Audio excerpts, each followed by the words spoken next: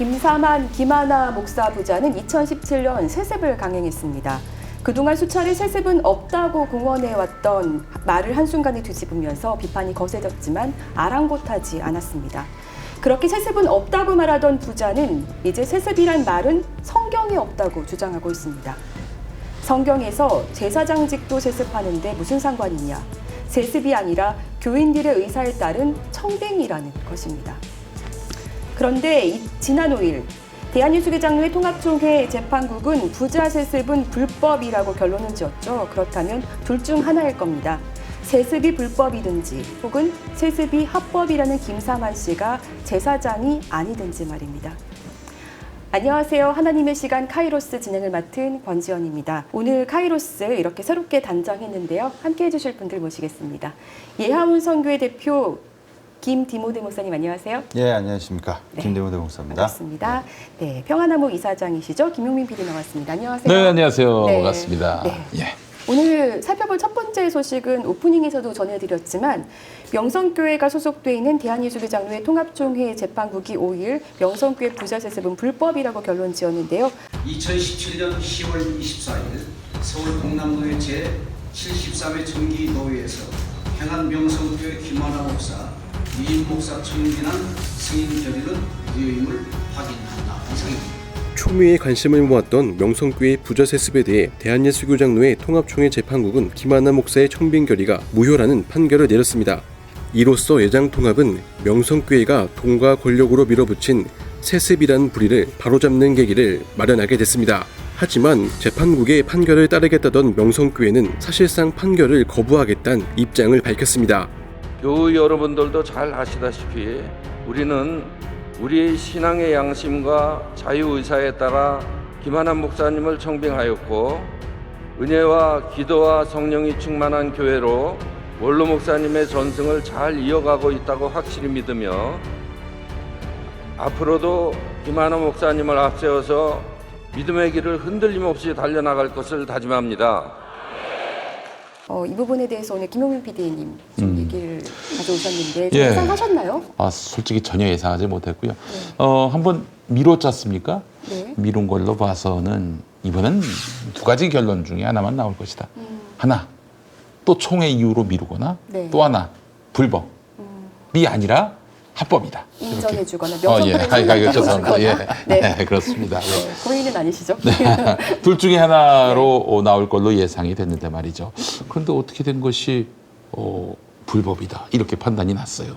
저희로서는 굉장히 좀 예상치 못했지만 또 이렇게 올바른 판단을 해준 재판국에게 또 감사하시는 분들도 많아지는 것 같은데 목사님은 어떻게 보셨어요? 예, 저도 미뤄질 거라고 생각을 했었습니다. 그래서 완전히 미뤄질 거라고 생각을 했고, 그리고 저는 이 반대, 세습이 불가하다라는 판결이 안 나올 줄 알았습니다. 네. 그분들 재판국원들 심정이 아마 이랬을 거예요. 세습을 찬성하는 쪽으로 하자니 세상 여론에 두드러 맞게 생겼고, 그리고 세습을 반대하자니 김삼 목사한테 죽게 생겼고, 진퇴양난이었을 거라고 생각이 듭니다. 그래서 이제 예. 전원 일치를 시키도록 예. 그렇게 노력을 그래서 한 것이 아닌가 싶습니다. 아무래도 전화를 해서 사만이 형 미안해 어쩔 수가 없었어 이러지 않았을까 그런 소설을 한번 쓰게 됐습니다. 네. 지금 밖에서 사람들이 기다리고 있다. 네. 결과를 기다리고 있다. 우리가 만약 세습이 합법이다 이렇게 판단을 내리면 집에 가기는 다 틀렸을 것이다. 그 정도가 아니라 정말 어마어마한 굳은꼴을 볼 수 있을 것이다. 이렇게 염려를 했던 것 같아요. 근데 만약에 진짜 명성교회가 또 이런 비슷한 상황이 오게 된다면, 양단 간의 결정을 해야 될 상황이 온다면 김사만 목사가 교인들 동원하지 않겠습니까? 그래서 그 재판국원들이나 혹은 네. 그에 준하는 판단을 하게 될 교단기구의 구성원들을 또 물리적으로 압박하지 않겠는가. 근데 그 시민의 상식 편에서이죠. 근데 이번 총회 재판국의 판단은 이런 합리적이고 올바른 인식을 갖고 있는 대중에게 결국은 무릎을 꿇은 네. 아주 고무적인 일이었다라고 판단을 할 수 있을 것 같습니다. 사실 명성교회가 판단이 내려진 그 당일에는 바로 입장을 밝히지 않았었는데 네, 황당했겠죠. 근데 그날 오후에 그랬다면서요. 뉴스앤조이 인터뷰 보니까 우리는 재판국의 결과를 승복할 것이다. 이미 그때는 네. 틀림없이 자기들에게 유리한 결론이 나올 거다라고 믿어 의심치 않아 했던 것 같아요. 그러니까요. 예. 그러더니 결국은 이제 불복하겠다는 입장을 내놨습니다. 또 제재심을 신청하겠다는 뭐 이런 입장을 내놓은 것 같은데 이게 가능할까요? 어떻게 보세요? 제재심을 가능하게 하는 사유 자체가 까다롭기 때문에 사실상 불가능할 것 같아요.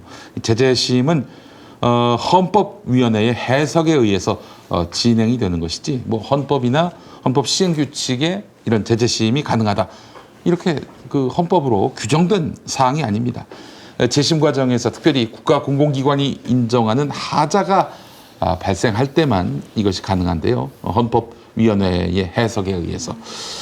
명성교회가 제재심을 청구하더라도 그 사유가 해당되지 않는다면 진행되지 않을 것으로 보는 것이 다수의 견해라고 합니다. 네, 예. 그렇습니다. 교단 탈퇴라는 플랜 B, 네. 플랜 B도 검토했던 것으로 좀 알려지고 있고요. 네. 예. 교단 탈퇴까지 가게 되면은 굉장히 한국교회에 미치는 파장이 굉장히 클 것 같은데 그렇게까지 아니 뭐 사실 명성교회 재력이나 혹은 뭐 정치력으로 보자면은 교단을 갈라서 자기가 뭐 원조 통합, 대한예수교장로의 네. 원조 통합, 원통 네. 이렇게 만들 수 있지 않겠는가 네. 그런 생각도 들고요. 네. 가장 좀 우려되는 게 아무래도 대다수가 친명성 인사로 구성된 서울 동남로의 수습 임원회가 발목을 잡을 것 같다. 뭐 이런 분석들이 많이 나오고 이 수습임원회는 총회까지 가는 거죠? 그렇죠. 예, 총회까지. 오는 9월 총회. 네, 그래서 오는 14일 날 이분들이 총대를 선출한다고 하는데 이런 것들이 아무래도 총회까지 영향을 미치지 않을까 이렇게 예측하는 분석들이 좀 많이 있더라고요. 그 총대들이 할 수 있는 역할이라고 하는 게 총회 때 김사만 목사의 아들을 포함해서 소급해서 세습 금지법 이걸 무효로 만들어 버리는 네. 헌의안을 내고 거기서 채택이 되면은 김사만 목사의 그 세습 이거는 그 불법이라는 이런 판단이 원인 무효가 되는 거 아니겠어요? 네. 그렇게 됨으로써 세습을 합리화, 합법화 하려 할 것이다. 네. 이런 관측이 좀 나오고 있지 않습니까? 그렇습니다. 네. 실제로 이제 교단의 세습방지법을 폐기해야 된다는 헌의안들을 올린 노회들이 좀 있거든요. 혹시 어디인지? 네, 4월 9일 대구 동노회, 그리고 4월 11일 진주 남노회, 그리고 서울 동북노회 역시 이 세습 금지법이 잘못됐다. 교인들의 그 어떤 주체적인 의결권을 침해할 뿐더러 일부 성직자 직계존비속이 역차별을 당하고 있다. 이런 이유로 해서 이 부분 세습방지법은 기본적으로 기본권을 침해하는 것이기 때문에 없애야 한다라는 건데 대구 동노회, 진주 남노회, 서울 동북노회 보니까 김사만 목사의 그림자가 많이 보이는 노회들입니다. 그렇지 네. 않습니까? 영남 지역에 있어서 김사만 목사의 이른바 영향력이라고 하는 것은 실로 막급하거든요. 이번에 보니까 말이죠. 그 교단총회가 원래 서울 영락교회로 예정돼 있었는데 포항의 기쁨의 교회로 거기로 바뀌었어요. 네. 포항 기쁨의 교회 헌당 예배, 그러니까 예배당을 이제 준공하고 입당하는 그 예배 때 설교를 한 사람이 김사만 목사라면서요. 네, 그렇습니다. 그리고 그쪽에 아무래도 김사만 목사에게 조금 더 우호적인 분들이 많다라는 그런 분석도 나오고 있어서 네. 그런 것들을 노린 거 아니냐 이런 얘기들도 좀 나오고 있는 것 같습니다. 아까 전에 그 명성교회가 교단 탈퇴라는 강수까지 좀 쓸 수도 있다. 뭐 또 이런 얘기들이 나오고 있다. 뭐 이런 말씀하셨는데 실제로 교단 탈퇴라는 게 쉬운 건가요? 쉽지 않습니다. 사실은 지난번 그 김하나 담임 목사 이 선출과 관련한 투표는 뭐 그런 대로 할 수가 있었어요. 근데 이거는 교단 탈퇴는 그야말로 교회의 어떤 정체성 자체를 바꾸는 일이기 때문에 그래서 교단 탈퇴라는 초강수를 쓰려면 이 현실적으로 쉬운 일이 아닙니다. 이 재적 인원의 과반 이상이 출석을 해야 됩니다. 명성교회 교인 10만 교인이다 이렇게 얘기를 했는데 정말 10만인지는 알 수 없습니다만 만약에 10만이 맞다면 10만 명 중에 5만 명이 참석을 해야 됩니다. 그중에서 3분의 2 이상의 동의를 구해야 합니다. 3만 3천 명이 교단 탈퇴하자 이래야 되는 건데 지금 제가 파악하기로는 3만 명도 출석을 안 하는 걸로 알고 있어요. 얼마 전에 어떤 분이 명성교회 사진을 찍은 걸 올려주셨는데 네. 많이 비었더라고요. 그게 뭔 2만 명도 안 된다 이런 이야기를 하셨던 것 같아요. 그 김하나 목사의 담임 목사직 투표 때도 제가 알고 있기로는 수천 명의 교인들이 반대했던 걸로 알고 있어요. 그렇다면은 이거는 뭐 거의 불가능한 얘기죠. 아니 교인총회 자체가 성립되지 않을 가능성이 대단히 높기 때문에 아마 교단 탈퇴라는 초강수를 쓰려면은 이거는 뭐 거의 불가능한 일이 아닌가. 그럼 거의 명성교회에서 김사만 목사가 모든 직을 내려놓고 나와서 따로 교회를 만들어서 그 교회를 자기가 들어가고 싶은 교단에 가입시키는 이 방법 말고는 없을 것이다. 전 이렇게 판단합니다. 그런데도 이제 명성교회 측이나 명성교회를 동호하는 분들은요, 또 이런 주장을 펼칩니다. 명성교회 세습이 교인들의 민주적인 의사결정에 의해서 이루어진 거기 때문에 교단에서 이렇게 해라 마라 할 수 없는 일이다. 이런 주장들을 펼치거든요. 이 민주적인 절차에 의한 것이다. 라는 주장에 대해서는 좀 어떻게 생각하세요? 일단 기본적으로 민주적 절차라고 한다면 교회 분위기가 또 교회의 어떤 그 운영 원리가 민주적이어야 하는데 과연 그러한가? 거기에 대해서 아마 김사만 목사 본인도 동의하지 않을 겁니다. 일단은 사실 이게 바로 세습금지법을 없애자 이 헌의안의 핵심입니다. 아니 교인들이 자기 교회 담임 목사를 결정하는데 왜 노회총회의 간섭을 받아야 하느냐 이 논리 아니겠습니까? 자, 그런데 세습금지법은 한국교회의 운명과 또 대외적인 신뢰도와 직결된 문제이기 때문에 총회 노회 차원에서 규칙으로서 이거를 통제할 수밖에 없는 이유가 있어요. 세습을 금지시켜야 한국교회가 신뢰를 얻을 수 있고 또한 사회로부터 상식적이고 합리적인 집단이라는 평가를 받을 수 있는 상황에 놓였다. 이런 판단 때문에 세습금지법이 도입된 거 아니겠습니까? 자, 그렇다면은 세습금지법 잘 봐야 됩니다. 명성교회가 과연 민주적 의사결정에 의해서 김하나 후임 담임 목사를 결정했는가? 1980년 7월 6일에 명성교회가 창립된 걸로 알고 있습니다. 그 이후로 지금 이 시간까지 김사만 목사는 명성교회의 실효적인 지배자입니다. 지배자라는 평가가 더 적확해요. 네. 지도자보다도. 지도자보다 지배자? 어떤 네. 차이가 있는 건가요? 지배자는 모든 것들을 자기 손 안에 둔 것입니다. 그래서 뭐 심지어는 뭐 어떤 결정 과정에서 영향력을 미치는 정도가 아니라 아예 그 목사의 말이 명령이 곧 법이 되는 그런 구조인 것이죠. 잘 아시다시피 2015년 12월 31일에 정년을 맞은 네. 김사만 목사입니다. 그러면 2016년 1월 1일부터 김사만 목사가 명성교회에서 영향력이 제로가 됐느냐? 어떻습니까? 그렇지 않죠? 지금도 여전히 뭐 당회장 소리를 듣고 있어요. 네. 심지어 당회장 소리를. 당회장은 퇴임한 목사에게 아니 정년 은퇴한 목사에게 당회장 소리 안 붙입니다. 자, 그런데 2017년 11월 12일에 김하나 목사 아들이 담임 목사가 됐잖아요. 그러면 2016년 1월 1일부터 2017년 12월 11일까지 명성교회는 권력 공백 상태였는가? 권력이라는 표현을 써서 죄송합니다만은 권력이라고 표현해야 마땅합니다. 어때요? 그 기간 동안에 김사만 목사는 그 교회와 무관한 존재였습니까? 원로 목사의 직함을 갖고 있긴 하지만은 아무런 결정권에 있어서는 그 권리를 행사할 수가 없어야 돼요. 그래야 2017년 11월 12일에 박수로서 김하나 후임 담임 목사를 결정한 것이 민주적 의사결정에 의한 결과다라고 말할 수가 있는 겁니다. 그러나 그때도 여전히 김사만 목사는 절대적 지배자였고요. 곧 자신이 명성교회였습니다. 교회 내 재산 어떻게 관리가 되고 있었는지 또 후임 담임 목사 결정 과정에서 김사만 목사가 난 아무 일도 안 했다라고 말할 수 있는 것인지 의문인 것이죠.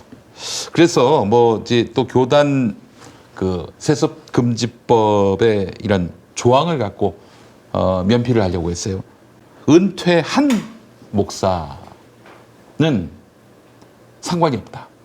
은퇴하는 목사에 대해서만 세습방지법이 적용되기 때문에 2015년 12월 31일로 그만두고 결국 원로 목사가 된 김사만 목사는 세습금지법에 아무런 저촉이 되지 않는다. 이렇게 말하고 있습니다. 네. 그렇지 않아요. 그분은 여전히 그 이후에도 은퇴하지 않은 상태입니다. 그렇죠. 은퇴하지 않은 상태예요. 그렇게 보시고. 네. 그래서 많은 분들이 이제 김하나 목사 부자 세습의 어떤 근본 원인은 재정 의혹과 관련이 있다라고 이렇게 그렇죠. 의혹들을 제기하고 있는데 네. 네, 이렇게 계속해서 그 자리를 고집할수록 의혹은 점점 짙어질 것 같습니다. 네. 네. 그 비자금 800억 이 문제 아무것도 해결된 게 없어요. 교단은 다르지만 또 한국교회를 사랑하는 목사님이 한 분으로서 이 명성교회 세습 관련해서 이것들이 어떻게 좀 정당하게 판결이 났는데도 불구하고 이렇게 네. 불복하는 것과 관련해서 좀 뭐 하실 말씀 있으시면. 명성교회 사건은 한마디로 얘기하면 평소 때 그 김사만 목사하고 김하나 목사가 세습을 안 하겠다고 그렇게 누누이 얘기를 하고 다녔는데 그걸 한 방에 엎어버렸습니다. 그러면 저희가 그 한 방에 엎어버린 그 지점이 무엇 때문인가 라고 했을 때 합리적 의심이 있죠. 바로 재정비리 사건이죠. PD수첩에서 800억의 비밀도 이야기를 했었고, 그리고 더불어서 재정을 관리하던 장로가 자살하기까지 한 문제가 생겼습니다. 그래서 모두들 다 어떻게 생각을 하고 있냐면 김사만 목사가 저지른 비리, 나쁘게 말하면 애비가 이제 싸지는 똥을 네. 아들이 아니면 그거를 이제 쉴드 쳐주고 뒷감당할 사람이 없기 때문에 네. 아들이 아닌 이상 다른 사람이 담임 목사로 와서 청빙이 돼서 오면 이 모든 비리에 대한 엄청난 압력과 압박이 있거든요. 그래서 오직 김하나 목사만이 이 아버지의 비리 의혹을 잠재울 수 있는 적임자이기 때문에 평소 때 그렇게 세습을 안 한다. 책에다도 쓰고 공식적 장소에서도 누누이 얘기했던 것을 이렇게 뒤집은 그 결정적 이유는 재정비리다. 저는 그렇게 생각하고 있고요. 결론은 아까도 김용민 PD님께서 말씀해 주신 대로 아들이 아버지를 지키기 위한 어떤 그 효심이라고도 볼 수 있겠으나 그거는 궁극적으로 효심이 아니라 폐륜에 가깝다. 뭐 한국교회를 망치는 행위다. 네. 그리고 이 세습 건을 전후로 해서 아마 한국교회가 3.1교회 전병 사건도 사회적 이슈가 됐었죠. 마찬가지로 이게 지금 사회적 이슈가 된 상태에서 모든 이 여론이 주목하고 있는 가운데 이 결과가 어떤 식으로 처리되느냐에 따라서 앞으로 한국교회가 개혁의 방향으로 나가느냐, 더 수렁으로 빠지느냐, 그 기로에 서 있다. 저는 그렇게 보고 있습니다. 요즘 영성 측으로부터 게시물 삭제 요청도 받고 있다고 한낱. 하셨는데, 네. 그 일개 홈페이지, 네. 선교회 홈페이지고 또 개인 게시물일 뿐인데 명성교회 측에서 그렇게 또 명예훼손적인 내용이 담겨져 있는 글도 아니었어요. 근데 게시물 그 명예훼손 그 근거로 삭제 요청을 와가지고 게시물을 정강훈 목사와 함께 같이 해주셔서 예, 어쩔 수 없이 내릴 수밖에 없었던. 아니 가려진다고 가려집니까? 손바닥으로 하늘을 가리는 꼴이죠. 예. 그리고 이제 사실은 왜 후임 담임 목사로 자기 아들을 골랐는지 그 부분에 대해서 이해를 못하는 바도 아닙니다. 그 명성교회에서 가까운 광성교회. 네. 그래도 후임자를 피 한 방울 안 섞인 후배 목사를 세웠다가 뭐 큰 분규가 났죠. 교단이 계속 갈라지는 일이 또 있었어요. 난리가 났었죠. 명성교회 장로님들도 계속 그 말씀을 하시더라고요. 네, 그렇습니다. 그래서 뭐 또 다른 경우도 사랑의 교회 같은 경우도 보이지 않게 옥하는 목사와 오정현 목사 사이에 갈등도 있었던 것이고요. 그리고 충현교회 같은 경우 그래서 이종윤 목사가 원래 네. 그 충현교회 담임 목사였는데 이 전임 거기도 광성교회 전임하고 이름이 같습니다. 김창인 목사. 예, 동명이인인데 하여튼 뭐 후임자 세대 교체 실패하기로는 저쪽 김창인, 이쪽 김창인 모두 실패를 한 셈인데 그래서 이종윤 목사가 나갔어요. 충현교회를 나간 다음에 그리고 나서 이제 자기 아들, 은행원이던 자기 아들을 후임 목사로 세웠다가 또 아들하고도 치고받고 싸우고 그래서 김창인 목사가 내가 세습을 잘못했다. 급기야 이런 얘기까지 할 수밖에 없는 상황이 만들어지기도 했죠. 이건 정말 불신앙입니다. 자기 아들만 믿을 수 있기 때문에 자기 아들에게 물려줄 수밖에 없다. 이 사고 자체가 이 교회를 사유화하는 걸 넘어서서 하나님의 존재를 부정하는 것이다. 저는 이렇게 판단을 합니다. 또 이런 것도 있어요. 그 세습이 되는 이유 중에 하나가 네. 이 아버지 때에 완성된 그리고 고착된 기득권 체계 이게 흔들리는 걸 싫어해요. 그래서 교인들이 또 동조하는 경우도 있습니다. 네. 세습. 네. 그 아버지 때에 구축된 기득권 체계 뭐냐? 예를 들면 이런 거예요. 저 이런 비유 많이 하는데 생수, 생수요? 예, 생수를 공급한단 말이에요. 그 아버지 때 그 생수 공급업자로 이 교회 집사가 A 집사가 됐어요. 근데 목사가 바뀌면은 이 A 집사의 경우는 이게 거래처가 바뀌면은 교회가 거래처를 바꾸면 얼마나 피곤한 일입니까? 그렇기 때문에 후임 담임 목사도 아버지의 대를 이어서 이 질서, 기득권의 질서를 흔들지 않을 그런 주인공으로 후임 담임 목사가 결정돼야 한다. 교회가 어떤 신앙생활을 하는 것이 아니라 생기와 연계가 돼서 뭔가 그런 대형 교회는 그래요. 대형 교회는 그럴 수밖에 없어요. 그래서 저희 벙커원 교회 같은 경우에는 정수기를 대여하고 있습니다. 정수기를 교인에게 대여하고 기회를 있어요. 주지 않고. 예, 네. 그렇습니다. 원천 봉쇄하고 있습니다. 네. 예. 알겠습니다. 네, 김용 PD 잘 들었습니다. 네. 네. 명성교회 사태 계속해서 지켜보겠습니다. 네, 연세대학교 사유화 논란이 일고 있습니다. 최근 연세대학교가 배민수 목사가 기증한 3회 캠퍼스 땅을 매각해서 아파트를 지으려 한다는 논란이 일고 있는데요. 저희가 관련 영상을 준비해봤습니다. 영상 보고 오시죠. 경기도 고양시 일산동구 중산동에 위치한 연세대학교 3회 캠퍼스입니다. 5만 6천여 평의 대지에는 축구장과 야구장, 천문대와 3회 교회, 그리고 배민수 목사와 그의 아내 최순옥 여사, 그리고 이 두 분의 어머님들의 묘소가 자리하고 있죠.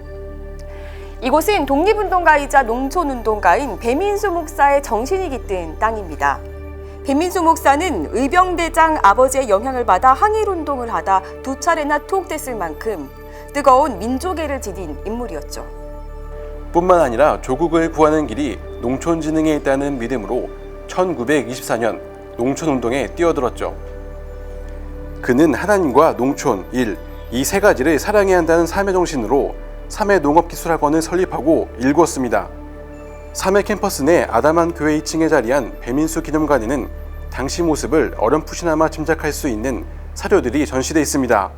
이분은 그 아버님의 사상을 이어받아서 평생 독립운동을 했고, 당시 이제 일제시대 때 한국 농촌이 너무 피폐해서 농촌 계몽 운동에 평생을 바쳐야 되겠다 생각했습니다. 그래서 하나님 사랑, 농촌 사랑, 노동 사랑, 세계의 사랑, 3회 정신으로 한국의 농촌을 개발해서 좋은 하나님의 나라, 복음의 터가 되도록 해야 되겠다 하셨고 평생 그 길에 일로 매진하신 분입니다.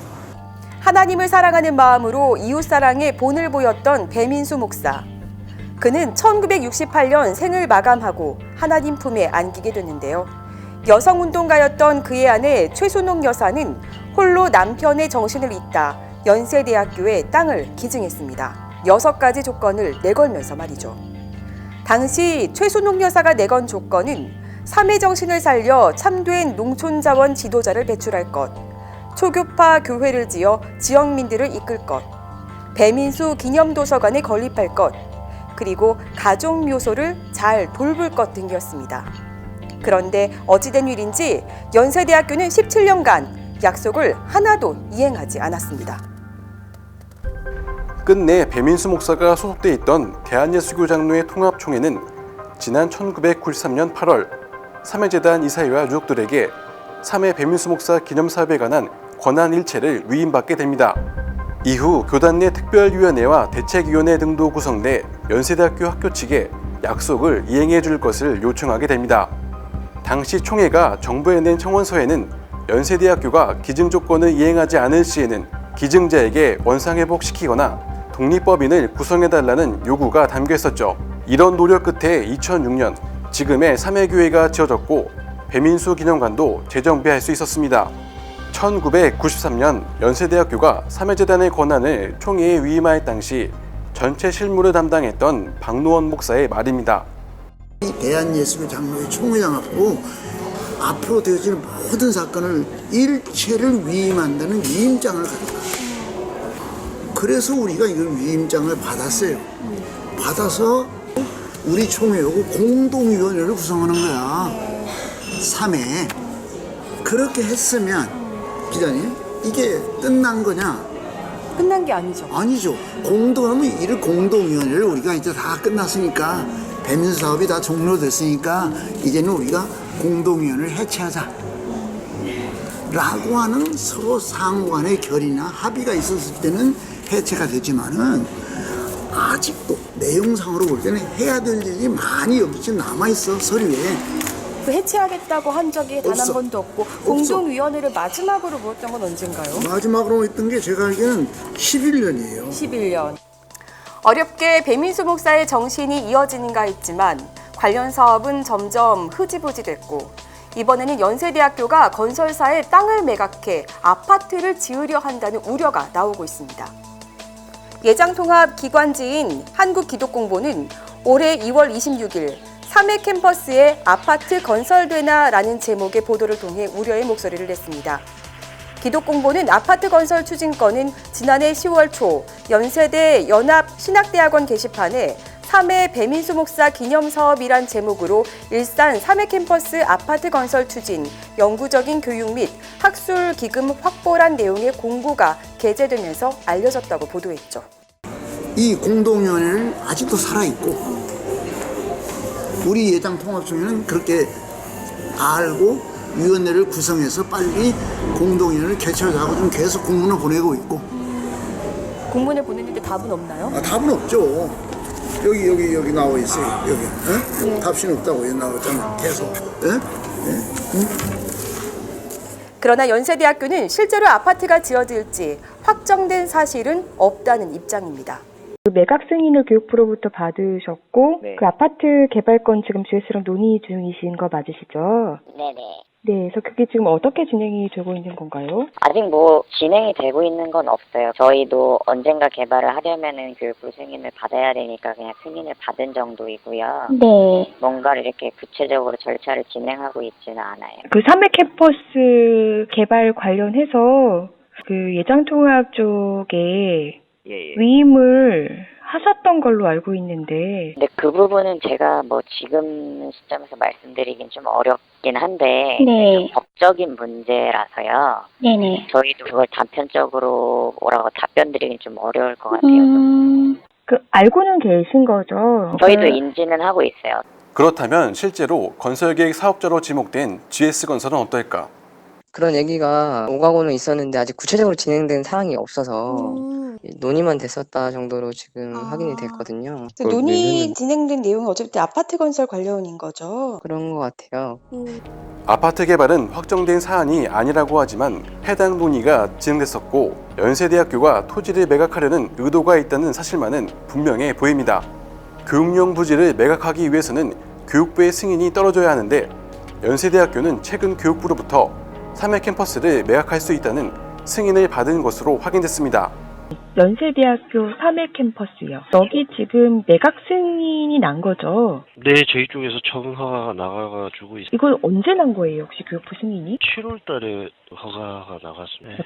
어떤 검토를 통해서 이게 매각 승인이 떨어질 수 있는 거예요? 교육용 기본재산의 경우에 실제 지금 현재 교육 목적으로 활용이 안 되거나 처분 대금은 교비 회계로 100% 전출이 돼서 교육 목적으로 사용되어야 되고요. 네, 그리고 학교장이 동의를 해야 되고요. 이사의 의결을 거쳐야 되고요. 그런 조건들이 이제 어느 정도 갖춰지면 저희 쪽에서 교육용 기본재산 처분 허가는 나가고 있습니다.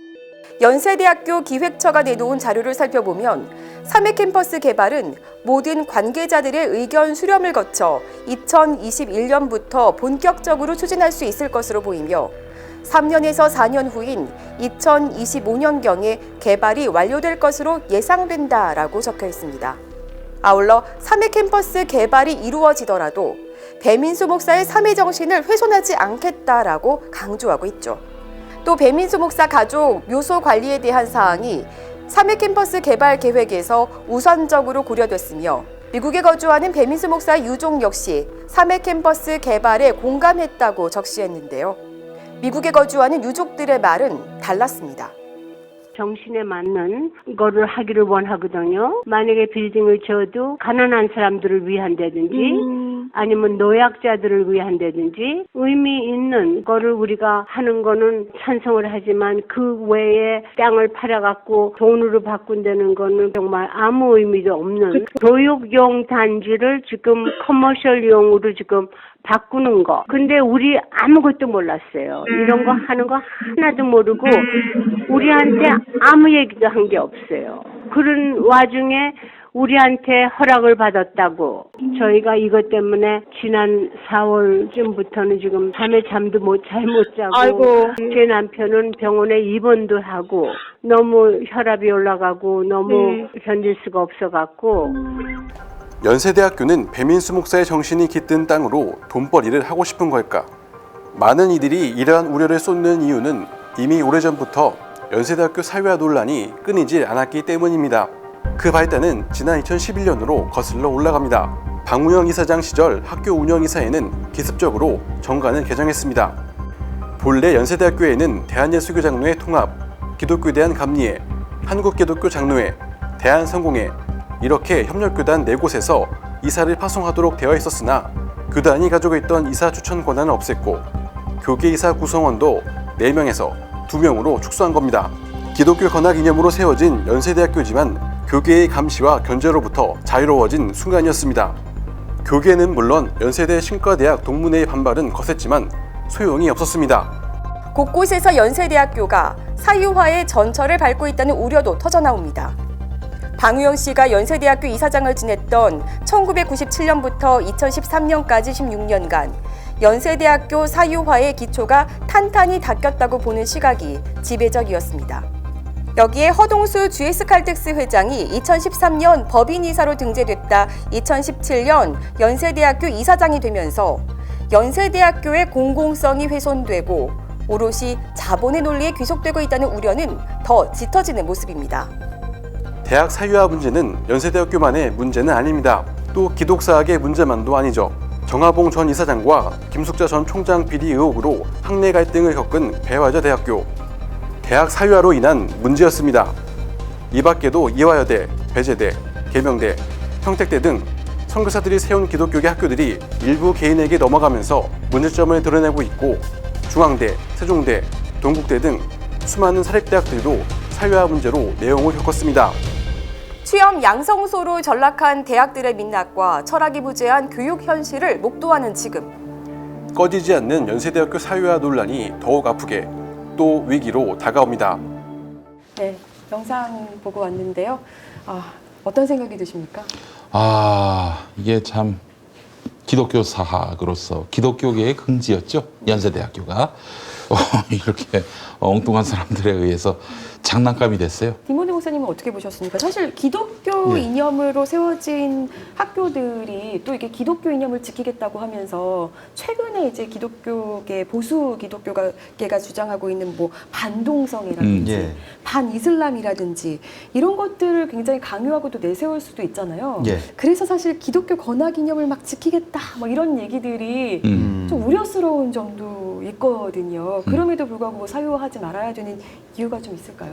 연세대 사건만 보더라도 결론은 이게 사람들이 건학 이념을 뒷전으로 하고 이런 식으로 손을 대는 이유 자체가 돈이 되기 때문에 그런 거거든요. 그렇죠. 결국은 만몬입니다. 그래서 그 지점들을 좀 적어도 우리 그 그리스도인들이 이 카이로스 시청자분들이 좀 관심을 가져주시고 이 문제에 대해서 지속적으로 저희가 이렇게 관심을 갖는 것만이 이런 문제가 근본적으로 해결될 수 있는 방법이 아닌가 그런 생각이 듭니다. 그 대학이라고 하는 곳, 학원이라고 하는 곳은 엄청난 세제 혜택을 받습니다. 국가 공공의 기능을 수행하거든요. 교육의 기능을 수행하지 않습니까? 다른 나라 같은 경우에는 이 공립학교가 대부분입니다. 근데 우리나라는 제가 알고 있기로는 한 80% 이상이 사립이에요. 국가가 감당을 못하니까 이 민간에다가 학생들을 위탁해서 교육하게 만드는 건데 그러다 보니까 국가가 자기 할 일을 잘 못하니까 이 민간 사립학교에다가 엄청난 지원을 하죠. 그 지원을 받는 것을 고리로 해가지고 이런 대기업들, 언론사들, 또 종교계에서 학교를 막 짓습니다. 효과적인 재테크 수단으로서 사립학교를 설립한 일이 얼마나 많습니까? 대기업들 웬만하면은 다 하나씩 대학을 갖고 있어요. 그렇잖아요. 그렇죠. 예. 자, 그런데 연세대학교가 그 먹잇감이 됐단 말이죠. 지금 방우영 씨, 조선일보 오너였던 방우영 씨가 16년 동안 연세대를 거의 자기 것으로 만들었다가 세상을 떠났어요. 그 이후에 GS 칼텍스 허동수 회장이 이사장이 됩니다. 이때부터 연세대 이름을 앞세워서 GS건설의 사익을 추구하고 있다. 이런 비판을 지금 받고 있는 상황 아니겠어요? 또 그런 의혹이 제기되고 있고요. 그래서 굉장히 아름다운 뜻, 또 숭고한 의지가 담긴 삼회교회, 이 일산동구 중산동에 위치한 이 연세대학교 삼회 캠퍼스, 여기다가 또 GS건설이 사업을 벌이려 하는 거 아니냐, 이런 의문이 제기되고 있고, 또 용인 쪽에서도 말이죠, GS건설이 연세대 세브란스 병원을 그곳에 유치하면서 근처에 GS건설이 하려던 사업이 덕을 봤다, 이런 또 의혹도 제기되고 있어요. 용인 동백에 이제 곧 완공이 되죠? 네, 그렇습니다. 아니, 근처에 병원이 있어봐요. 집값이 오르겠습니까? 안 오르겠습니까? 100% 분양되죠. 자, 요즘같이 또 건설 경기가 굉장히 불황인 이때에 연세대 세브란스 병원을 그곳에 세운다. 근데 세운 업체의 회장이 지금 연세대학교 재단 이사장이다. 냄새가 나는 거예요. 연세대가 그런 학교가 아니었습니다. 원래 기독교 사학이었어요. 언더우드 선교사가. 네. 그런데 어떻게 된 것이 지금은 이제 자본가들 손에 넘어가가지고 그들의 장난감이 돼버렸습니다. 이거 통탄해야 될 일입니다. 그래서 사실은 연세대학교 같은 경우 이사회를 기독교계 교단에서 파송한 이사들이 그동안 상당수 차지했는데 방우영 씨가 확 줄였어요, 그 사람 수를. 왜 그러겠어요? 사유화하기 위해서죠. 교계의 어떤 견제와 비판을 받지 않겠다, 뭐 이런 뜻으로 봐야 되는 거죠. 연세대 사유화에 의해서 교계가 알게 모르게 무시당했고 그렇게 해서 배제당했다는 점. 아니, 다른 거에는 그렇게 눈에 불을 켜고 조그만 이익도 침해당하지 않으려고 애를 쓰신 우리 한국 기독교계가 왜 이 문제에 대해서는 방치하고 방기하는지 참 이해를 할 수가 없습니다. 다른 것도 아니고 학교예요, 학교.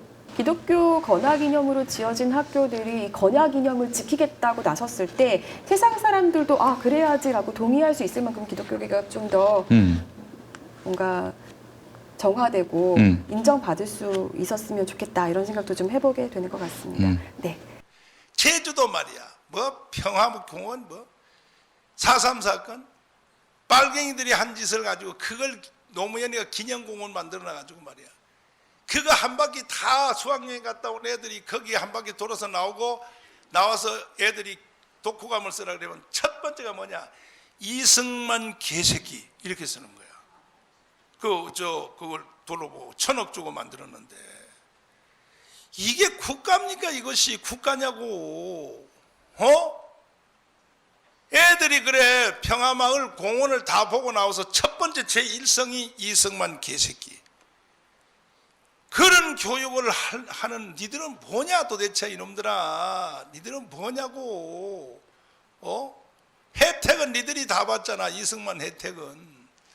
이승만이 없었으면 니들이 어떻게 그렇게 됐냐고. 야, 이 나쁜 놈들아. 좌파 빨갱이, 야 젊은 놈들 주사파. 이승만이가 얼마나 괜찮은 사람인지 아냐? 이승만을 뭐 독재자라고? 이승만은 자기가 만든 법에서 자기가 쫓겨날 수 있도록 만드는 거야. 이야, 아멘. 나도 우리 교회 법 그렇게 안 만들었어. 우리 교회 법을 내가 영구집권으로 만들어놨어요. 내가 절대로 우리 교회에서 날 못 쫓아내도록 내가 그렇게 만들었거든. 근데 이승만은요, 지가 쫓겨나도록 법을 만들었어요. 박수 쳐요, 박수 쳐, 박수. 이야, 대단한 거야. 그래, 이승만은 나보다. 빨갱이들 잘 들어. 이제는 날 고발해도 나 조사도 안 받으러 가. 경찰서에서 그냥 다 무혐의 뭐 이렇게 왔다고. 니들이 그동안에는 내가 처벌이 안 된 줄 알면서도 고발했지. 왜? 조사받는 과정 자체를 가지고 나를 힘들게 하려고 했지? 이젠 중앙경찰서가 다 하는 거야. 아이고 이 새끼들 또 목사님을 씹었네. 그러니까 아예 오라 소리도 안 하고 그냥 나한테 연락도 안 하고 그냥 통보해서 무혐의. 잘 들었나 발갱이들아? 네, 다음은 김딜모대 목사님께서 설교 비평 준비해 오셨다고요? 아이고 예 네. 준비해 왔습니다. 어떤 분의 설교를 듣고 오셨습니까? 요즘 한창 논란이 되고 있는 빤스 목사님, 네. 정강훈 목사의 설교를 좀 모니터링을 했습니다. 네. 8월 4일자 이 정강훈 목사 설교를 모니터링 했는데요. 최근 거 해보셨군요. 네. 키워드를 제가 좀 뽑아왔습니다. 키워드라면 기승전, 문재인 대통령 탄핵 타도, 정권 타도였고요. 설교의 결론이 문재인 타도. 그렇습니다. 그리고 이승만 찬양, 그리고 반공 프레임, 네. 그리고 자기 자랑. 자기 자랑이요? 네. 이렇게 네. 키워드를 뽑을 수 있는데요. 너무 내용 자체가 모든 이 설교 예화로 드는 그 근거들이 카카오톡에서 떠돌고 있는 가짜 뉴스들을 발췌해 가지고 네. 인용한 느낌이 너무나 강했습니다. 그리고 정강훈 목사 같은 경우는 오타를 장렬합니다. 그래서 저희가 최근에 그 약산 김원봉 선생님을 김운봉이라고 김운복 뭐 이렇게 발음하고요. 예, 운봉. 예. 김운복이라는 목사가 있지 않아요? 그 한기종내 김운복이라는 목사가 있습니다. 그래서 아마 더 헷갈리는 혼돈을 하신 것 같습니다. 예. 예. 그리고 최근엔 그 독일 신학자이자 목사님이신 그 본 회퍼를 또 존 웨퍼라고. 이렇게 존 웨슬리하고 헷갈렸을 거예요 아마. 예. 그렇게 혼돈을 많이 하시기 때문에 일단 실수가 잦으면 저희 그 요리사들도 요리 음식을 할 때 이 사람 미원 썼나 안 썼나 그런 거 다 알듯이 저희 목회자들도 설교 준비할 때 이 사람 어디까지 공부하고 좀 준비했나 그게 어느 정도 감이 잡힙니다. 근데 이분은 전혀 그 기초적 공부가 안 된 흔적이 여실히 드러나고 있고요. 어떤 설교에서 본인이 직접 그렇게 얘기를 했습니다. 네. 나는 대학의 절반 이상 수업을 안 갔다. 동생이 대신 갔다. 이런 동생이 있습니다. 네. 대출. 예, 자. 대출을 했네요. 예. 그래서 너무나 이 카카오톡의 가짜뉴스를 근거로 한 그런 이 설교 예화들이 너무나 많아서 솔직히 이 설교 듣는 것 자체 또 이분이 설교를 짧게 하지 않으세요. 상당히 길게 하십니다. 네. 긴 설교 들으느라고 고생하셨는데. 듣는 것 자체가 상당히 곤욕이었습니다. 전에 오전 11시에 시작해서 오후 6시에 끝난 적이 있다고 얘기를 들었습니다. 네. 기본이 3시간. 찬양하고 또 막 기도하고 이게 완전 부흥 강사 스타일로 하시거든요. 원래 그 부흥사고요. 그래서 이 설교 내용을 좀 제가 이 비평 자체가 비평이라는 거는 좀 비평할 가치가 있어야 되는데 이거를 비평을 해야 되는가 싶기도 했습니다. 근데 제가 이거를 왜 상당히 중요하게 좀 비중 있게 이야기하고 싶은 지점은 이 정강훈 목사의 설교가 비단 이 개인의 문제가 아닙니다. 이거에 대한 그 용어나 컨셉이나 방향이 살짝 바뀐 형태로 이와 유사한 설교 내용들이 한국교회에 알게 모르게 내부적으로 많이 유통되고 있고 이러한 설교 형태들의 설교가 많이 주일마다 강대상에서 선포가 되어지고 있습니다. 그래서 가장 최근에는 지난주 그 친일 발언을 너무 서슴없이 했었죠. 그 정강훈 목사뿐만이 아니라 그 서경석 목사라고 있습니다. 네. 이 서경석 목사 같은 경우도 김진홍 목사와 함께 옛날에 그 제야에서 그 사회운동 쪽으로 상당히 리스펙하게 존경을 받던 분들이신데 80년대까지. 서상윤 서경조의 또 후손이고요. 네. 근데 이분들이 옛날에 그 경제적인 실천 시민연합이라고 해서 경실련 또 창립자시기도 해요. 서경석 목사 같은 경우는. 근데 이분이 또 얼마 전에 발언이 구설수가 올랐죠. 반공을 하고 친일을 해서라도 이 우리나라는 그 북한과 이렇게 함께 할 수 없다. 이런 발언을 했다가 친일적 이런 식민사관의 영향을 받은 그러한 발언을 했었죠. 그래서 상당히 구설수에 올랐죠. 엄마 부대 그 주옥순 그 사람과 함께요. 그 아베 총리한테 무슨 사과한다고 그런 발언을 했지 않습니까? 아베 수상님이라고 했어요. 수상님. 아베 수상한테 사과한다는 발언을 같이 했었죠. 근데 이 서경석 목사 같은 경우도 정광훈 목사랑 결을 같이 합니다. 그러니까 이런 설교들이 한국교회 내에서 왜 이렇게 이야기가 되고 그리고 강대상에서 뻗어지 그 선포가 되는 저는 근본적 이유는 뭐라고 생각하냐면 이분들 중에 정말로 이 반공 프레임이 신앙화되어 있는 분들이 계세요. 그래서 그런 분들이 신앙화되어 있어서 신앙의 전제하에 어떤 이분의 기본적 사상들, 이런 분들의 기본적 그 신앙 멘탈은 어떠냐면 공산주의는 무신론이고 무신론은 사탄이다. 근데 북한은 시발점이 공산주의였고 그리고 지금 주체 사상을 위시한 그 3대 세습을 통해 즉 김정은의 배후에는 사탄이 있는데 그 사탄 세력과 친화적인 그 액션을 취하고 있는 정권이나 정치인들은 그 배후에 사탄이 역사하고 있다. 그래서 북한과의 친화를 통해서 남한이 겪게 되는 것은 뭐냐? 결국에는 기독교 탄압이고 그로 인해서 교회가 핍박받을 것이며 세계 선교에 지장이 생길 것이다. 라는 철저한 그런 반공적 신앙관 아래서 이러한 행태들이 나오고 있는 것이 아닌가. 그래서 왜 친일 발언을 일삼느냐? 이분들한테 있어서는요. 제일 우선순위 되는 게 교회 부흥과 복음 전파되는 게 최우선이에요. 그렇기 때문에 그것을 가로막는 그 어떤 것이라도 적대 세력이고 그것을 도와주는 세력은 그 세력이 박근혜 정권이든 이명박 정권이든 부정부패가 심한 아주 뭐 개든 돼지든 그 누구든 자신들의 교회 성장과 교회 부흥과 선교 활동을 가로막지 않고 자신들한테 호의적으로 베푸는 정권은 모두 다 협조적인 거죠. 세를 불리기 위한. 그렇죠. 그 모든 우선순위가 교세 확장에 있는 겁니다. 그러다 보니 이런 사람들 같은 경우는 이 일제시대도 마찬가지였죠. 일제시대 막 창씨개명하고 그러지 않았습니까? 그러니까 성경 해석이나 설교 시간에도 무슨 말들이 나오냐면 다니엘서에 보면 다니엘하고 세 친구들이 그 이름을 바꿔요.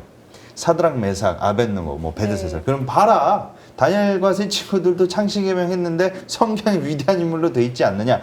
이런 식으로 성경을 곡해해가지고. 저도 그런 설교 들어본 적 있는 것 같습니다.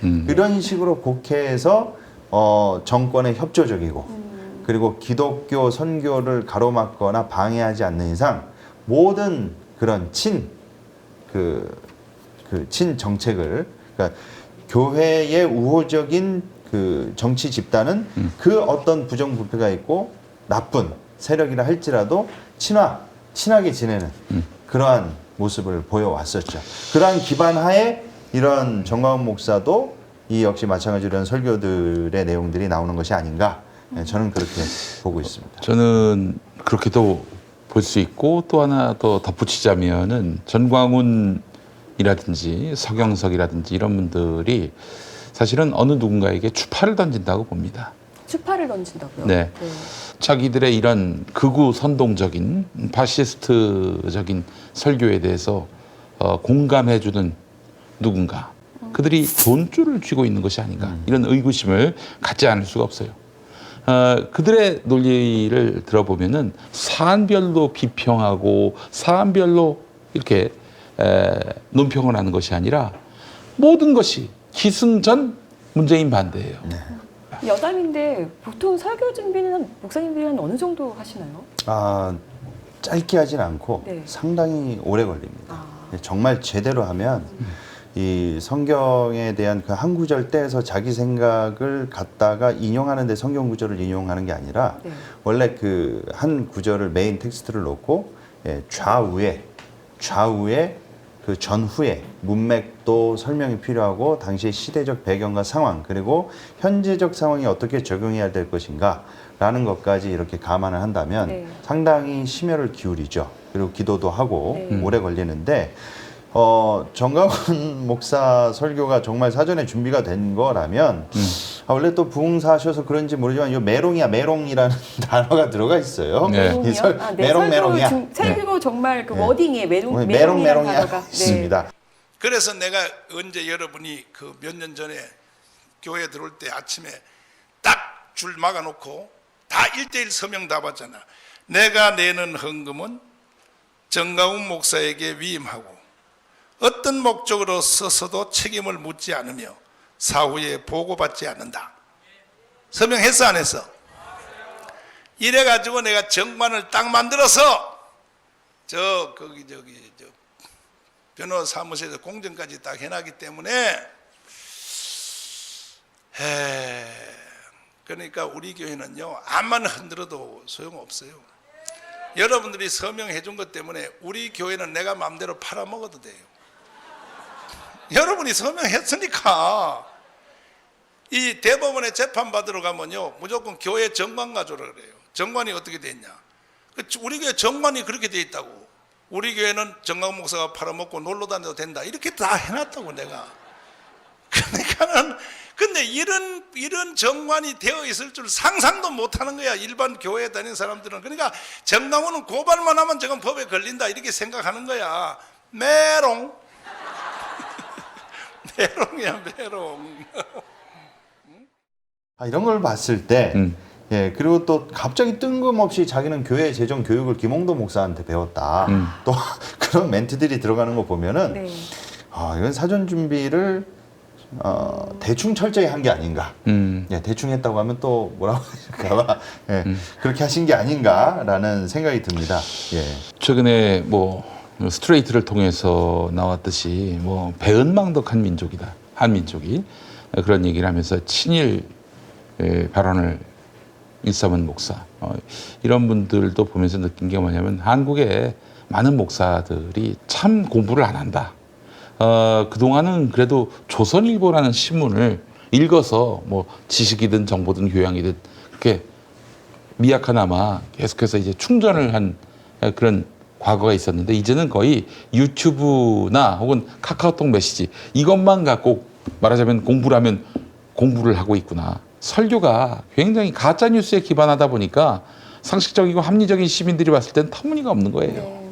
한국 개신교에서 목사들의 재교육이 매우 절실하구나 하는 그런 생각도 들고요. 기본적으로 설교가 설교에 대한 자기의 책임감 이런 것들이 없고 마이크를 독점하는 거 아니겠어요? 네. 내가 하는 얘기는 다 진리야. 뭐 대충 하더라도 기름 부음을 받은 그런 메시지이기 때문에 전달될 때는 다 은혜로 받아들일 거야.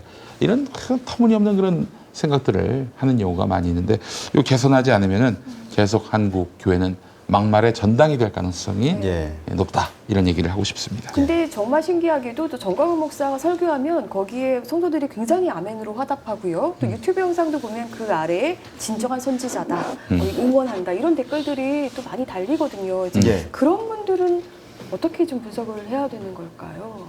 처음부터 첫 단추 자체가 저는 잘못 껴졌다고 생각이 듭니다. 첫 단추가. 그래서 처음부터 명성교회도 마찬가지고요. 목회자의 권위에 대해서 하나님의 기름 부어 세운 그 종이라는 그런 과도한 그 영권이라고 그러죠. 교회에서 흔히 얘기하는 그러한 것으로 인해서 목회자가 하는 말이 강대상에서 하는 말이 곧 하나님의 말씀이고 하나님의 대언자고 저 말이 하나님 말씀이다. 이러한 과도한 권위 부여가 한국 교회가 또 처음 개신교 시작이 그 유교적 환경 가운데 가부장적이었잖아요. 그 질서와 권위주의적인. 그러다 보니까 담임 목사를 아버지 또는 하나님이 세운 기름 부음 받은 종 이렇게 인식을 하고 있다 보니 그 얘기에 대한 그 설교 내용에 대한 그 비판의식이 전혀 없고요. 무분별하게 그냥 아멘으로 수용해버리는. 교인들의 자세가 또 중요한 것 같습니다. 예. 교인들이 조금 이렇게 좀 좋은 설교 아니면은 우리가 좀 걸러야 될 설교 좀 구분할 수 있는 방법도 있을까요? 제가 목사로서 그 설교를 어떻게 보면 필터하는 방법을 알려드리는 것 자체가 되게 좀 부끄럽고 황송한 얘기인데 이 말 같지 않은 설교 그리고 이 요사스럽고 이상한 설교를 필터할 수 있는 제일 좋은 방법은요. 첫 번째는 저 예화가 진짜인지 가짜인지부터 팩트 체크하시는 게 제일 좋습니다. 설교를 하는 목회자가 이런 얘기가 있다더라. 그러니까 예화를 들어도 이런 예화가 진짜는 아니지만이라고 워딩을 쓰시면서 하시는 분들이 계시는데 이게 진짜 팩트인 것처럼 말씀하시는 분들이 계세요. 그런 분들은 좀 저는 결론부터 말씀드리면 교인분들이 똑똑해지셔야 됩니다. 그리고 또 대놓고 뭐 그런 말도 안 되는 설교한다고 중간에 일어나서 나가버리면 물론 일어나서 나갈 정도로 나쁜 설교를 하시는 분들도 계시긴 해요. 말도 안 되는 소리를. 그런데 이런 이상한 예화나 이 카톡에서 떠돌고 있는 가짜 뉴스를 가지고 설교하시는 분들을 보면 그냥 그런가 보다 하고 넘기지 마시고 따로 찾아가셔서 목사님께 목사님이 예화로 쓰신 이거는 문제가 있습니다. 그리고 이거는 가짜 뉴스입니다. 라고 체크를 해주시는 게 제일 저는 중요하다고 생각드리고요. 그리고 또 한 가지 성경 본문을요. 그러니까 예를 들면은 마태복음 2장 1절이에요. 그럼 2장 1절을 갖고 설교를 하시는 목사님한테 어떻게 해야 되느냐? 대부분 엉터리 설교 뭐 다 그렇다는 건 아니지만요. 자기가 하고 싶은 이야기에다가 성경 구절을 한 구절을 떼다가 인용하는 사람들이 있습니다. 근데 성경을 인용했잖아요. 근데 그 인용한 앞뒤 전 구절을 살펴보면 목사님이 설교한 내용하고는 전혀 상관없습니다. 그런 설교들이 은근히 많습니다. 근데 이런 설교에 있어서도 문제 제기를 하셔야 돼요. 그러니까 설교가 딱 끝나고 나면 목사님을 찾아가십시오. 그래서 딱 찾아가서 목사님 오늘 설교 본문으로 하신 성경 구절이 몇 장 몇 절인데 그 오늘 말씀하신 내용과 이 몇 장 몇 절이 앞뒤 문맥을 살펴보면 말씀하신 내용과 성경 구절이 전혀 매치가 안 됩니다. 이러한 문제 제기를 지속적으로 해주셔야지만이 그래야지만이 이 잘못된 설교들이 개선되고 최소한도로 이러한 문제 제기조차도 지금까지 안 돼 왔었어요. 그러니까 안 돼 오다 보니까 권위에 도전하고 그리고 이 문제 제기하는 것 자체가 마치 하나님의 종에게 대적하고 이렇게 대립각을 세운다 그렇게 생각하시면 안 되고요. 하나님의 종인 목사도 충분히 실수하고 잘못하고 죄를 짓는 똑같은 인간입니다. 문제 제기해도 천벌받지 않는다. 절대로 받지 않습니다. 그러니 꼭 이런 문제들이 발생하거나 뭔가 이상한 점이 생기면 담임 목사님을 찾아가셔서 담당 목회자를 찾아가셔서 문제 제기를 하고 그렇다고 또 걷다 대놓고 그 문제 제기한 교인한테 이 싸가지 없게 나 찾아가시고 이러면은 그 교회는 다니시면 안 됩니다. 다른 교회를 다니시길 권해드리겠습니다. 그렇게 하긴 민망하시면 평화나무에 연락해 주시면 돼요. 평화나무가 팩트 체크해서 또 세상에 알리도록 하겠습니다. 저는 또 목사님 말씀에 또 더하자면은 그 전광훈 목사가 아마 지지난주 설교했을 거예요.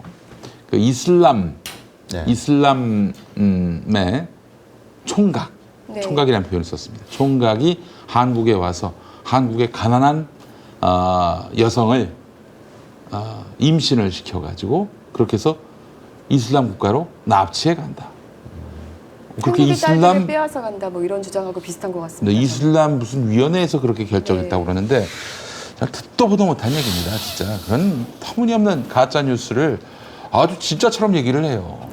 이것이 가짜 뉴스라는 점도 문제지만은 이 가짜 뉴스에 서려 있는 그 의도가 뭡니까? 이슬람 이놈들은 이 사람을 납치하고 돈으로써 이렇게 여성을 강제 임신을 시키는 성폭력 집단이다. 이런 인식을 심어주는 거 아니겠습니까? 이거는 혐오의 다름 아닙니다. 혐오를 유포하는 그렇게 해서 어떤 특정 대상을 경계하고 거기에 대해서 반감을 갖게 하는 설교는 설교가 아닙니다. 그거는 하나님이 그렇게 설교하라고 가르친 적이 없어요. 가짜 목사에 대해서는 좀 단호할 필요가 있어요. 그래서 저희 그 평화나무는 전광훈 씨라고 하지 않습니까? 목사로 인정할 수가 없어요. 그런 사람은. 그 설교 내용 중에 정치인들을 너무나 많이 거론을 하고요. 그리고 특정 정당 지지와 그리고 그거에 대한 그 성도들과 교인들이 그 정당과 정치인을 지지할 수 있도록 유도 발언들을 상당히 많이 합니다. 근데 분명히 얘기하지만 그 교회가 기독교가 정치에 개입할 수 있는 영역은 그 기윤실 손봉호 교수가 이야기를 했죠. 교수님께서 인권과 정의와 평화의 영역이지. 그렇지. 정치 개입을 그렇게 과도하게 함으로써 특정 정당에 힘을 실어주는 것은 교회가 할 본연의 자세가 아니다라고 했었습니다. 보다 쉽게 얘기해서 어떤 정당, 인물을 지지하지 말고 가치를 지지하라는 거예요. 맞습니다. 가치를 지지하라는 거예요. 그 지금 근데 뭐 기독자유당, 뭐 자유한국당 밀어줘라, 몇 석 만들어줘라. 이거는 뭡니까? 이건 정치 개입이에요. 그렇지만 예를 들어서 뭐 자유한국당이나 기독자유당이 어떤 뭐 환경, 생태, 인권에 관한 어떤 캠페인을 벌인다든지 그런 지향을 갖고 있다든지 저는 그거는 옳다라고 얘기하는 것까지는 정치 개입이라고 보진 않아요. 근데 어느 정당을 뭐 일당으로 만들어줘야 된다, 3분의 2 의석을 갖게 해야 된다, 그건 정치 개입이고요. 그거는 성경이 기독교 전통이 허용하는 그런 사회 참여가 아니다. 이렇게 분명히 선을 긋고 싶습니다. 사실 그런 설교를 듣고도 은혜 받는다고 생각하시는 성도들이 있는데 우리가 생각하는 그 은혜가 진짜 은혜가 아닐 수도 있다. 뭐 이런 생각도 좀 해보고 그러니까요. 목사도 그 목사가 어떤 가치를 지향하는지를 봐야지 목사라고 다 예언자고 다 하나님의 어떤 그런 대언자고 그건 아니잖아요. 그렇지 않습니까? 그래서 사랑의 교회도 그렇고 명성교회도 그렇고 근본적인 원인이 교인들 자체가 다 찬성을 하고 네. 그 문제가 있는 담임 목사를 지지한다는 것이죠. 그러니까 저는 좀 표현이 그렇지만 영적 그루밍에 빠져 있는 게 아닌가 저는 그런 생각이 듭니다. 예. 예.